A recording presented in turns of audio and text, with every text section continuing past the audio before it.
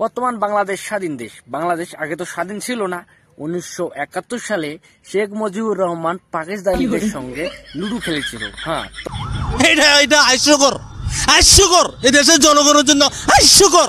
তোমরা তো ভালো করে দেখেছো। আরে পাগল আমি, আরে বোকাচোদারা, তোমরা যারা যারা আন্দোলন করছো তারা কি 71 সালের আন্দোলনের কথাটা জানো ভালো করে? স্কুলে কি তাতে আমার বাল ছেঁড়া গেল। যে দেশটাকে স্বাধীন করেছে সেই দেশের জাতির পিতাকে আজ তোরা এই প্রতিদান দিলি।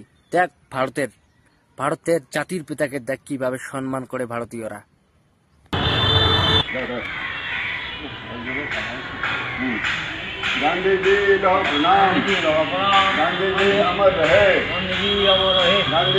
একটা সুরক্ষিত দেশকে নষ্ট করে সেটাকে স্বাধীন দেশ বলা হচ্ছে।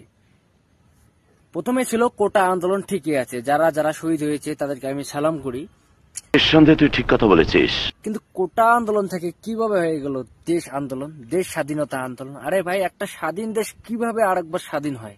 কথা কি ক্লিয়ার না ভেজাল আছে? এই কোটা আন্দোলন থেকে এত বড় একটা হাল্লা হওয়া, এত বড় একটা দাঙ্গা হওয়া বাংলাদেশে, সেটা কিন্তু একদম একটা প্রি প্ল্যান। কারণ খালি স্টুডেন্টদেরকে আগিয়ে দেওয়া, তারপরে পিছিয়ে পিছিয়ে যারা যারা খোঁচাচ্ছে তারা পরে আগিয়ে ঝাঁপিয়ে পড়বে। মজা নেই আ রাহা হ্যায়। ভারতের ছেলে বা মেয়ে অলিম্পিক থেকে সিলভার, গোল্ড, ব্রোঞ্জ মেডেল লাভ করে ভারতে আনে, আর বাংলাদেশের পরিস্থিতি এতটাই খারাপ যে নিজের অকারটা দেখিয়ে দিলি। ব্রা কিভাবে লুট করা হয়, ব্লাউজ কিভাবে লুট করা হয়, এমনকি বসার চেয়ারটুকু তোমরা লুট করে নিচ্ছ। এতটুকু খারাপ পরিস্থিতি দাঁড়িয়েছে তোমাদের, এখনো তো সময় বাকি আছে ভাই। ভারতবর্ষে হিন্দু হোক বা মুসলিম হোক, জাতির পিতা মহাত্মা গান্ধীকে সবাই শ্রদ্ধা করে, সবাই পূজা করে। কিন্তু বাংলাদেশে শেখ মুজিবুর রহমানকে চপ্পল দিয়ে মারা হচ্ছে, তার মূর্তি ভেঙে দেওয়া হচ্ছে। আসলে সেটা তোদের ম্যাটার, তোরা তো বুঝবি না যে জাতির পিতা মানে কি।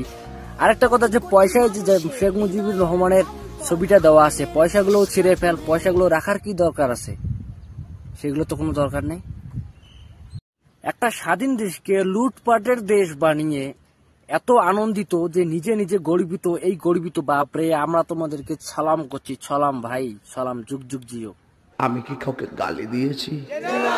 আমার একটা জিনিস দেখে খুব হাসি পাচ্ছে ভাই, সেটা হলো ওদের মধ্যে বাংলাদেশের পরিপূর্ণ ম্যাপ।